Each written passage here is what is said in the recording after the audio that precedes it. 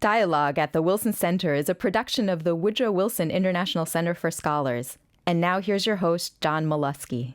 Hello and welcome to the Wilson Center in Washington, D.C. Each week, Dialogue explores the world of ideas and issues in international affairs, history, and culture. This week, we turn our attention to Saudi Arabia. Joining us is Caryle Murphy, an independent journalist and a former Wilson Center public policy scholar. She's the author of this book, A Kingdom's Future, Saudi Arabia Through the Eyes of Its Twentysomethings. Caryle, thanks for joining us. Nice to be here. You know, one of the things that we were talking about before we began taping is why Saudi Arabia remains seemingly immune from the currents that were unleashed during the Arab Spring, now what people like to refer to as the Arab Awakening. Why has the kingdom been relatively untouched? Well, it has been untouched in terms of events. I mean, there's been no street protests. And there's a lot of reasons for that. But I would say that the Arab Awakening has really had an impact on the minds of people in Saudi. Now, why haven't we seen street protests? Well, there are several reasons. One is that the people really do like King Abdullah, and they didn't want to embarrass him. And that includes young people, correct? That includes young people, yeah. And a second reason is the government gave out a package of financial benefits, half of them aimed at young people, like unemployment compensation, help with buying of an affordable home, etc.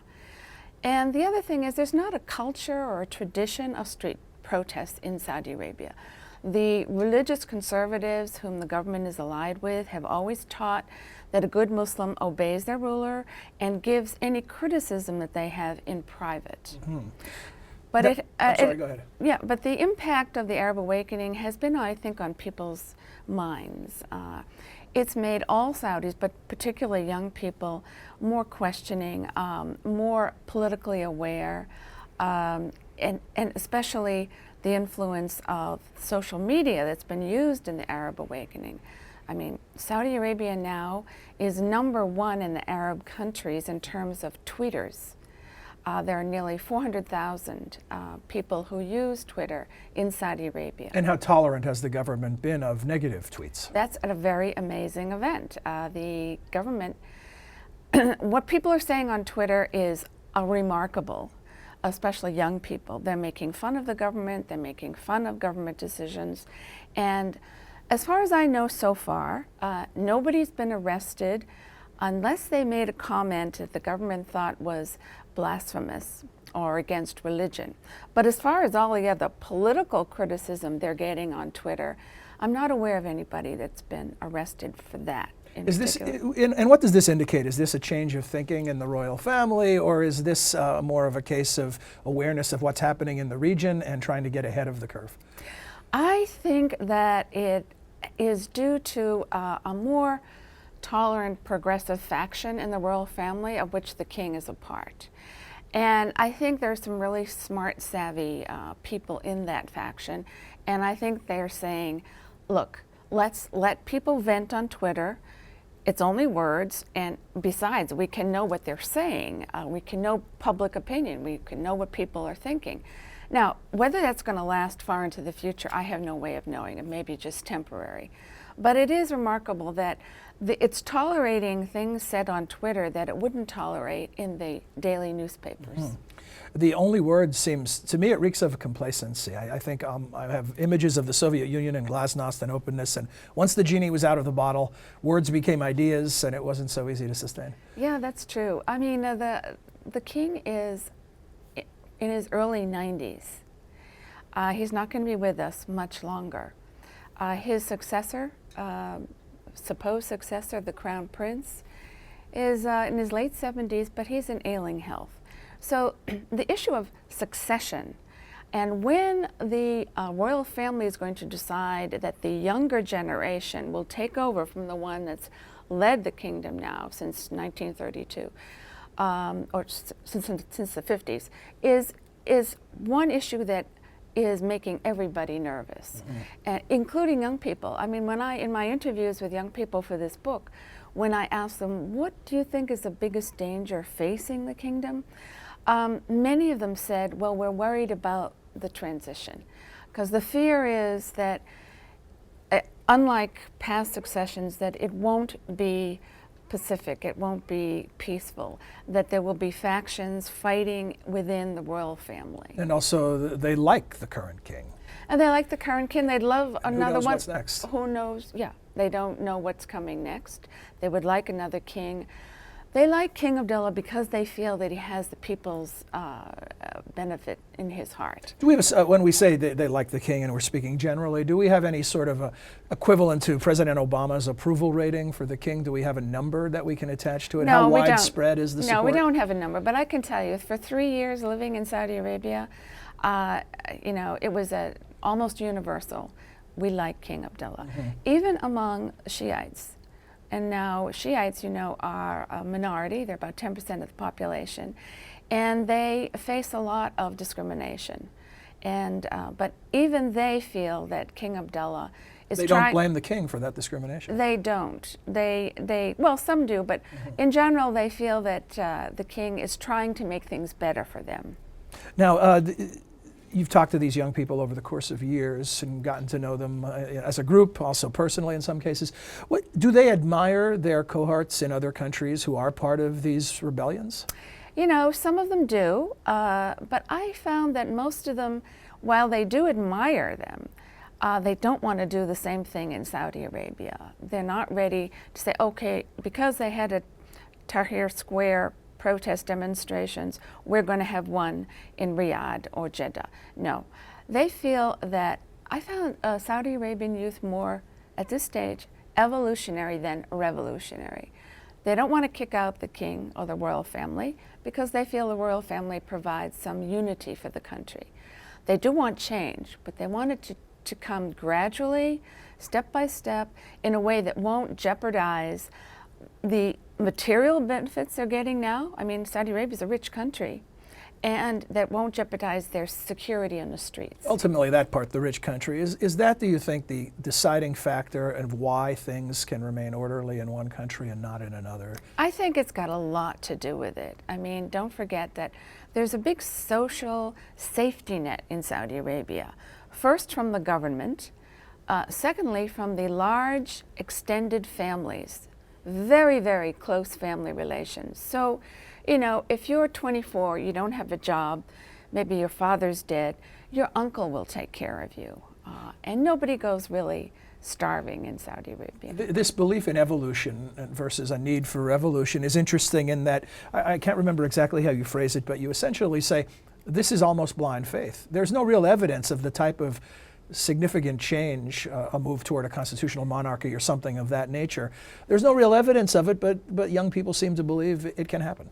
Yeah, I think it's part of their ethos that they have for so many decades had it taught to them that the royal family is doing things for your benefit. Now, I must say that there's a very significant section of young people that would like to move faster in political changes and does want something like a constitutional monarchy. They do want elections. They want an elected parliament. They're angry about their lack of political rights. But this is not a widespread feeling among the youth right now. I'm not saying that could change in the future. Caryle, who are the people you just described? Are they Islamists? Are they progressives? They're both. They're both. This is interesting because you meet young people who are very, very much like politically inclined, like a Muslim Brotherhood, and then you meet others that are more secular inclined. And both of them share this view that they resent the fact that they don't have more political rights. I'm sure that they will coalesce at some point in demands, greater demands, but they will probably have different objectives to their demands. So something I wanted to do earlier, and sorry I missed it, but I wanted to quantify this. Here's a figure you provide. 64% of the 19.4 million people in the country are under age 30. Correct. And as a point of reference, that's a figure of about 41% in this country. Correct. So this is a huge, huge group of people. Yes, and I might point out that Saudi Arabia is not alone. Most Arab countries are in the same situation. we looked at some of the reasons that things stay stable, the government's handouts, and I'm being crass perhaps with that statement, but are there cultural barriers as well that are significant, other than some of the technical things you've identified? Yeah, there are cultural barriers, but Saudi Arabia is a very conformist society. And people who want to strike out and do something their own or do something unconventional, they're always pulled back or drawn back. They're not encouraged by their families because they're worried about what the rest of the family will say, what the neighbors will say. So this idea of going your own way, being an individual, it's not that strong yet in Saudi Arabia. In the world of social media sharing, and you mentioned Twitter, yes, I said, how does this stay in place? It seems to me well, that it's not. That's what one of the things I talk about in my book, how the internet, social media, is changing this conformist culture. Just not rapidly? I would say it's going at a good clip, but it's not what I would call a revolution. But is there a tipping point where suddenly it starts to look different? Now it looks I think Saudi orderly. Arabia is headed for a lot of tipping points. I mean, you've got a tipping point towards a greater political awareness. You've got a tipping point when the biggest youth bulge is going to come on stream demanding jobs or entering universities in about 2 years. And you've got the tipping point of unemployment. You've got another tipping point of the royal succession. So all these things are going to be so-called tipping points and important junctures for Saudi society. And I see an interesting way you wrote about this is that when these watershed moments occur, they don't always look like it initially. It's only in hindsight that you can realize that that tipping point has occurred. That's right. And there's another figure. I think is it that 2014 is the year where this generation starts to turn 18 in a big way? Well, we look at Saudi Arabia demographically. The youth bomb. And the biggest youth bulge are the kids who are now aged between 12 and 16. So they're 16 years old now. In 2 years, they'll be 18. They'll be going as freshmen to university, or they'll be wanting a job. So that's when this biggest youth bulge will be making its impact on Saudi society and on the unemployment issue. The kids who are younger than 12, they're fewer in number because of a drop in fertility. Is that a historic drop in fertility? Is this a downward trend in population that is new to the Saudi? Well, this downward trend began many years ago, but it's just now making itself felt. I see. And it's not just in Saudi, it's in other Arab countries too. What about the influence of those 145,000 Saudis who are studying overseas? How do they factor into the equation? Yeah, this is an amazing, I call it an unprecedented social experiment by the kingdom, because the largest ever group of Saudis are now studying abroad, 145,000 in 30 countries. About half of them are in the United States. And they're going to begin going back in a few years in big numbers.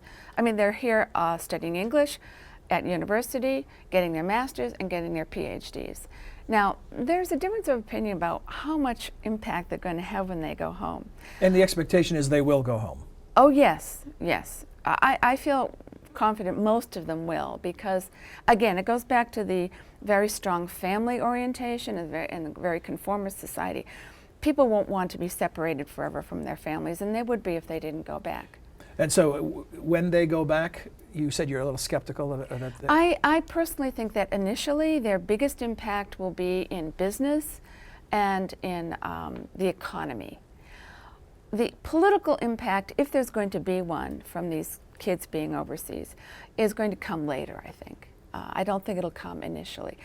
And people are divided whether they think there will be an initial, a political impact at all. Because some people say, I don't think there will be, because they point to the fact that Saudi Arabia is such a conservative society. What about political prisoners?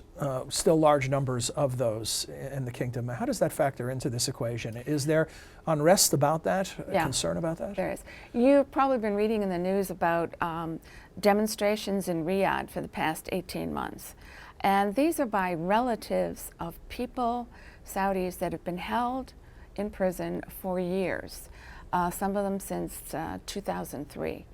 Now, the government says— Without trial? Well, the government says every single one of them is in some stage of a judicial process, including trials, and they have held some trials. But these have not been open to the public. They've allowed a few journalists in, but it's very, very small, the amount of information that's coming out. So it hasn't satisfied the public appetite for knowing why these people are being put on trial. What is their crime? So the relatives and the people advocating greater civil and political rights have used this issue to advance their cause. And there's a great sympathy, I found, in the population for these people who are being held. Now, the government's going to have to release them at some point. And do they want them to come out more angry than they went in? So this is a problem. It's sort of like, I compare it to the prisoners at Guantanamo. Mm-hmm. What are you going to do about that? That's the thought I had when I was reading about it. Getting back to the aging monarchy, King Abdullah, Crown Prince Salman. In this country, we have a hint about where things are headed because we have primaries and political parties and platforms and speeches, and we get lots of cues of what might be on the agenda. This feels more like a new pope waiting for the smoke to rise. Is there any indication here about whether the group that will influence the selection of the successors is in tune with these seismic changes that are happening based on this youth bulge? You know, it's really hard to tell. It's sort of like, you know, what the criminologists used to have to do is read the tea leaves of, because succession is perhaps the biggest issue surrounded by secrecy in Saudi Arabia. But we do know that the king has moved to create a more transparent transition in this sense. He's created something called the Allegiance Council that will come into play once he's gone. So in other words, in the selection of the next king. And this this council is made up of like 37 princes who represent, you know, the top tier in the royal family. And they're supposed to have a yay or nay vote on the person nominated as the next king. So whether or not that this is an untested institution, everybody knows it's there, everybody knows when it's supposed to come into play, but how it will be, how it will play out and how much influence it has, you know, we really don't know yet. I think one thing is certain though, whatever the Transition Council decides, finally, it will be the result of months and months of horse trading and bargaining among the factions. Now you asked, are some of these factions aware of these seismic influences? I think there are. I mean, you can take as proof, one evidence is the Minister of Labor for the past 2 years has been going really hard on new initiatives to create job openings for young Saudis. And if the government keeps up this pressure and asserts its influence to do this, that's an indication they're aware of what a big problem they're facing potentially in the unemployment issue. Well, one final quick thought, Carol, and our time is brief, but I want to know, the young people that you got to know and speak to, and some of whom you write about in here, do you stay in touch with them? I do. Track their future? I do, definitely. I've become friends with several of them, several of whom are now here in the United States studying. I have told them all about how to get this book, and I've got some very good feedback from some of them about how happy they were that somebody paid attention to them. Great. Thank you very much. It's fascinating work as always, and I look forward to visiting with you again to talk about it some more. Well, thank you for having me. After the break, we'll return and hear from a veteran environmental reporter on what he expects will be the stories to watch in 2013. The Wilson Center is America's living memorial to its 28th president, connecting the world of policymaking to practical options derived from the world's finest ideas, research, analysis, and honest, nonpartisan conversation. Visit us on the web at wilsoncenter.org. And now we return to more dialogue at the Wilson Center. Welcome back. John Sullivan is director of the Environment, Health, and Safety News Division at Bloomberg BNA Inc., a leading source of legal, regulatory, and business information for professionals. We asked him to identify trending environmental topics. Here's what he had to say. How would you describe the current level of interest in environmental issues? We target an audience of mostly businesses and so forth that need to really know about environmental regulations. But I think even beyond that, I think environmental issues still play very well, I think, in the major media and also among the public themselves. Everyone cares about environmental issues when it affects them, and I think these days there's a lot of talk about global warming. We just went through a disaster like Hurricane Sandy, which affected 2 states tragically, and I think that really gets people thinking about that, and that just generates interest and concern, and I think that's that plays into the interest. So I think that the surveys may show there's a decline, and maybe that is due to the economic crisis, and people aren't putting environment at the top in a survey.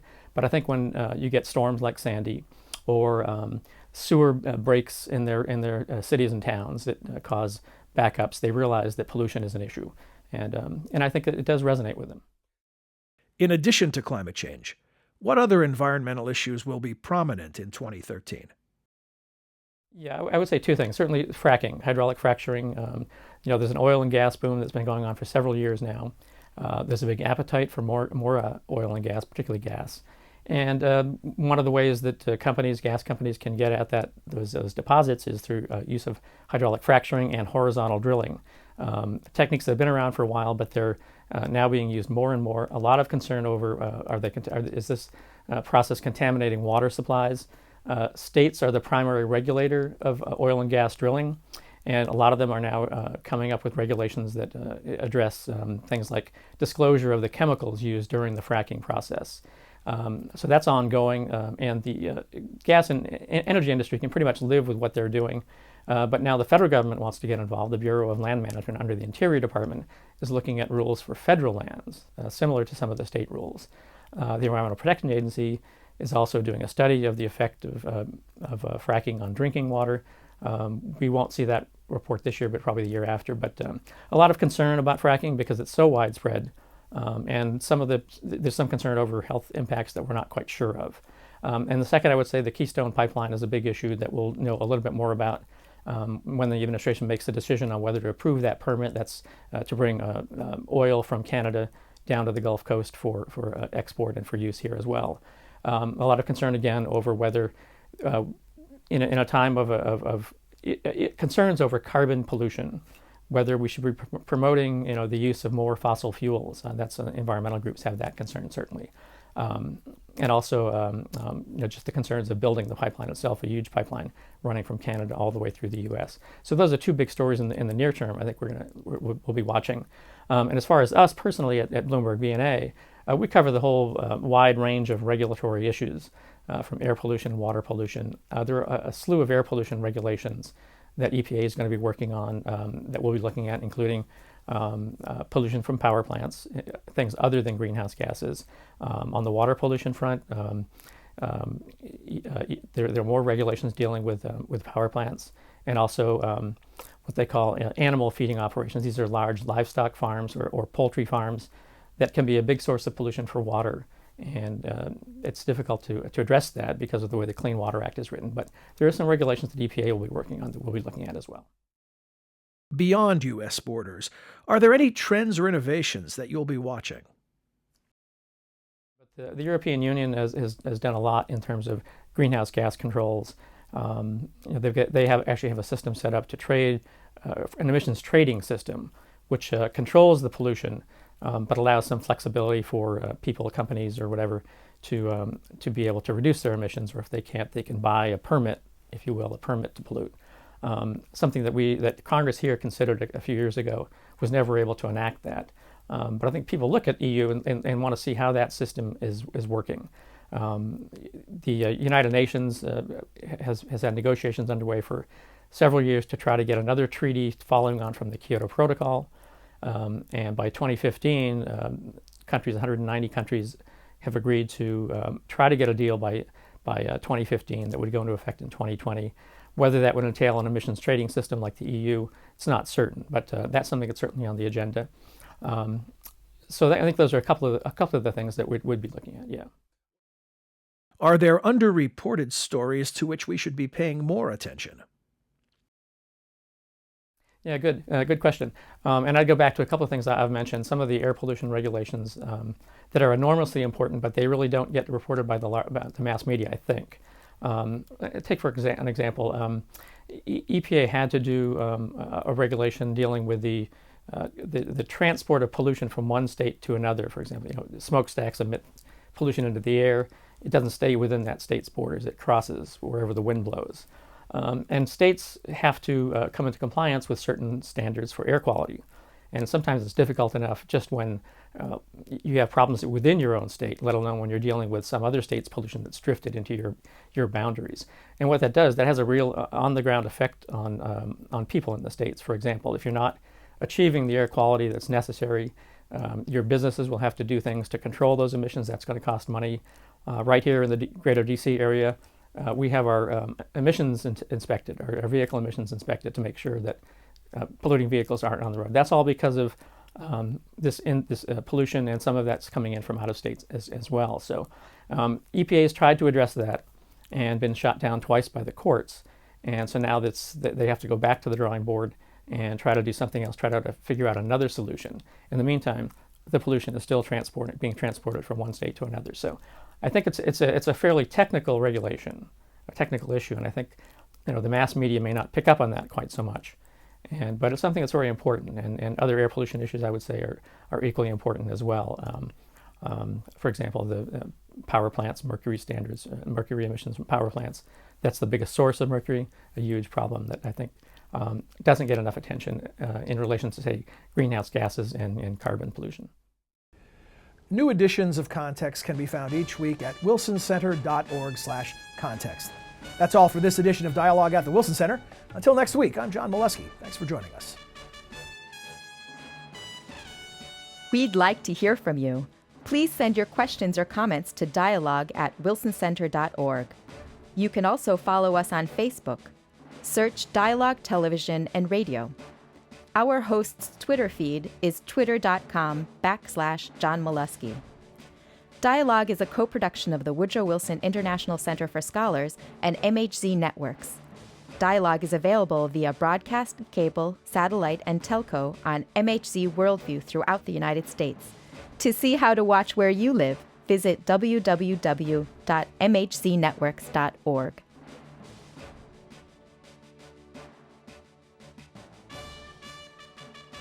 The dialogue continues on Facebook. Join us by visiting our page. Search Dialogue at the Wilson Center. You can also connect with us via Twitter by following @John Molesky. Finally, check out all the latest videos from the Wilson Center on YouTube at Woodrow Wilson Center.